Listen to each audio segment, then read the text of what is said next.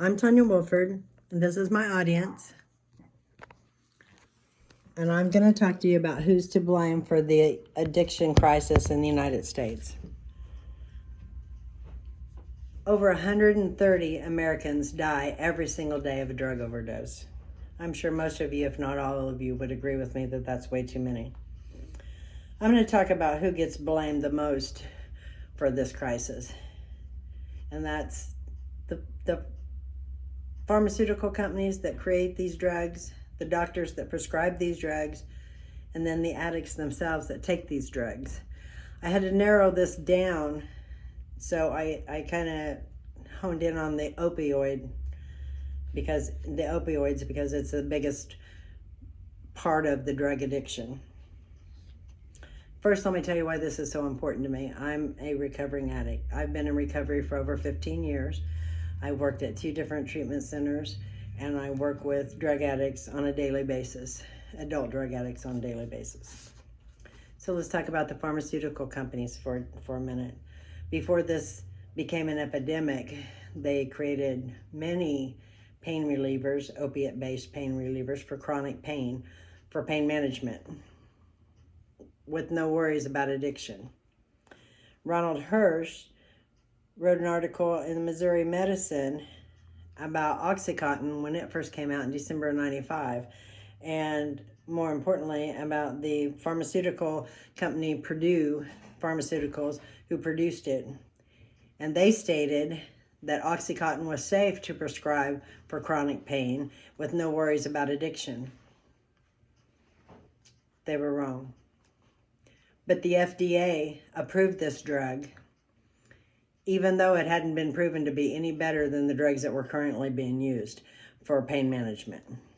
In fact, the FDA made a statement that OxyContin was safe to prescribe for chronic pain with no worries about addiction. Another pharmaceutical company went so far as to say that doctors were misguided in worrying about addiction and tolerance and rates of death. They were wrong too.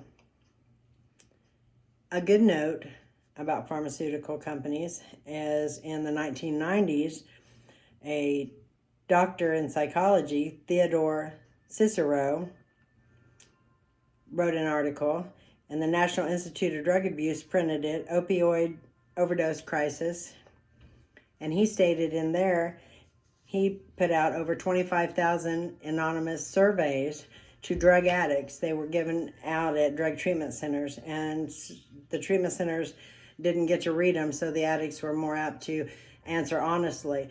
He took the information that he gained to the pharmaceutical companies so that they could try to start making a better pain reliever without so much addiction, to lessen the chances of addiction. So there was somebody that was helping the pharmaceutical companies. The doctors, well, when the pharmaceutical companies said that the drugs were safe, the doctors started prescribing them.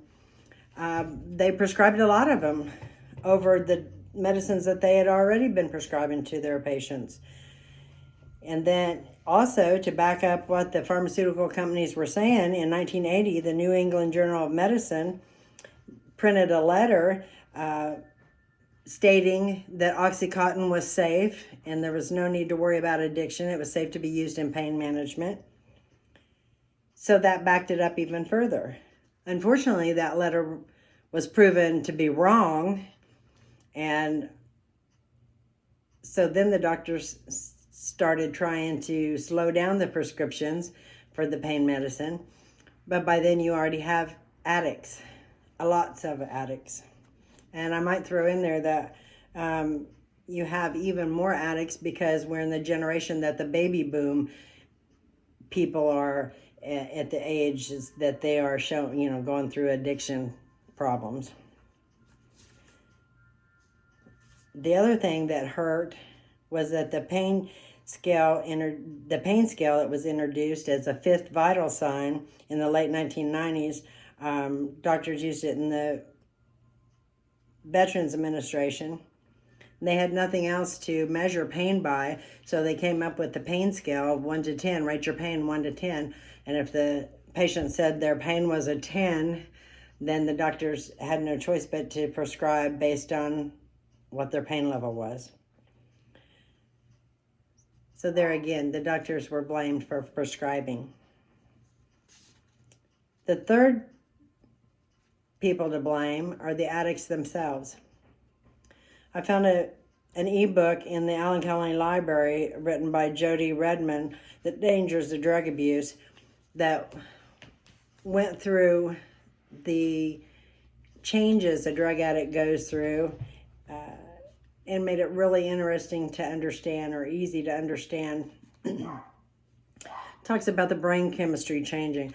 As soon as you introduce a new drug to your system, your brain chemistry changes. Your receptors no longer respond like they used to. You're no longer able to make decisions that you were making before.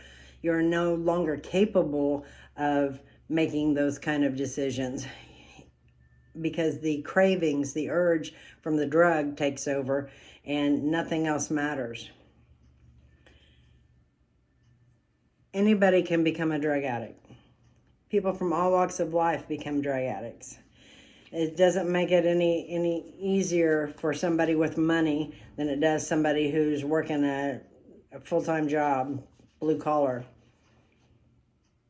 And once you're an addict for life.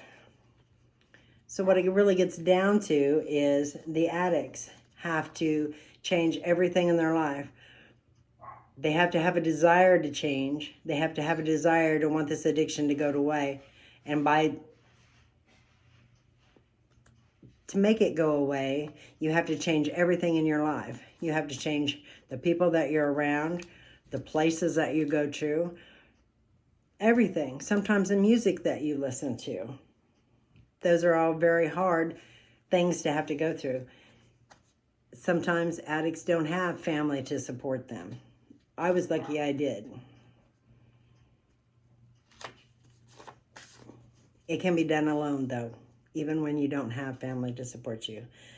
Okay, so I got off track, and I've talked about drug addiction problem in the United States and who's to blame. I've talked about the pharmaceutical companies, I've talked about the doctors, and I've talked about the addicts.